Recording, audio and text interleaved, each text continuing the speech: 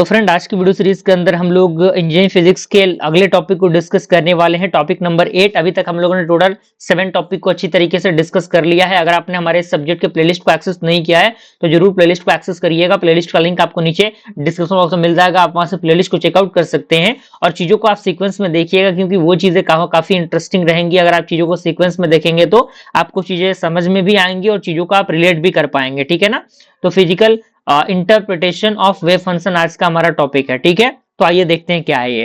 कह रहा है इंट्रोडक्शन कि इन quantum mechanics the state of A particle is described by wave function sigh of x, y, z, t obtain from the Schrödinger wave equation. यानी जो quantum mechanics की बात करें, जो आपका स्टेट होता है क्वांटम मैकेनिक्स के अंदर, जो स्टेट ऑफ पार्टिकल होता है वो डिस्क्राइब होते हैं वेव फंक्शन के द्वारा। ठीक है, जो ऑब्टेन होते हैं किसके द्वारा? स्क्रोडिंगर वेव इक्वेशन के द्वारा। And however the wave function is function itself has no direct physical meaning। यानी जो आपका वेव फंक्शन है उसके पास डायरेक्टली फिजिकल मीनिंग नहीं रहता। ठीक है, अब यहाँ पे एक टर्म आता है बॉर्न्स प्रोबेबिलिटी इंटरप्रिटेशन। ठीक है, ये एक टर्म है। तो यहाँ पे कह रहा है कि 1926 यानी 1924 में मैक्स बॉर्न जो थे उन्होंने प्रोवाइड किया फिजिकल मीनिंग को वेव के फंक्शन को। ठीक है, उनका स्टेटमेंट क्या था? उनका स्टेटमेंट था कि the square of the magnitude of the wave function give the probability density of finding a particle at a given point in space and time. यानी उन्होंने प्रोवाइड किया कि जो आपका स्क्वायर होता है, किसका square? Magnitude of wave function का, जो प्रोवाइड करता है प्रोबेबिलिटी डेंसिटी को, जिससे कि हम फाइंड आउट करते हैं पार्टिकल के पॉइंट को at the space and time. तो यहाँ पे आपका ये दिया हुआ है स्क्वायर के फॉर्म में, तो स्क्वायर के फॉर्म में यानी दो बार चीजें लिखनी पड़ेंगी, तो साई इंटू साई लिखेंगे हम। तो यहाँ पे आपका ये आपका फॉर्मेशन बताया गया कि ये कॉम्प्लेक्स कंजुगेट होता है साई का, और पी आपका प्रोबेबिलिटी डेंसिटी है। ठीक है ना। अब यहाँ पे प्रोबेबिलिटी इंटरप्रिटेशन दिया हुआ है कि आपका ये क्या होगा। ठीक है, तो ये डीवी जो है वो प्रोवाइड करेगा किसको? प्रोबेबिलिटी को of finding the particle in the small amount of volume, DV.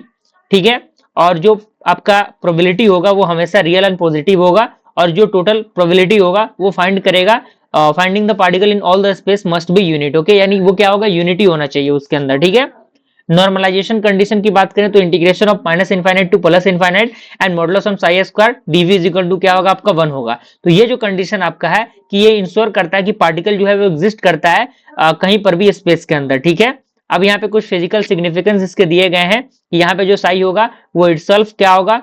वो कॉम्प्लेक्स होगा, और उनको हम पॉजिटिव और निगेटिव लिख सकते हैं। ठीक है, एंड ये आपका क्या होगा? साई स्क्वायर वो हमेशा फिजिकल सिग्निफिकेंस होगा, एंड रीजन जो होगा जहां पे आपका मॉडुलस ऑफ साई स्क्वायर क्या होगा? आपका 0 होगा, जो पार्टिकल कैन नॉट एग्जिस्ट, यानी पार्टिकल वहां पे एग्जिस्ट नहीं करेगा।